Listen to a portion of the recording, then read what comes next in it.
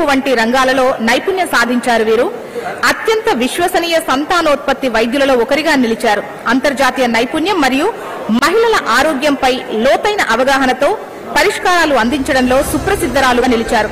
వారిని ఇవాళ మనం హెచ్ఎంటీవీ హెల్త్ కేర్ అవార్డుతో సత్కరించుకుంటున్నాం. Congratulations ma'am. ప్లీజ్ కరతాళ ధనుల మధ్య మనం అభినందించుకుందాం. ప్రోగ్రామ్ ని ఉత్సాహభరితంగా నడుపుకుందాం.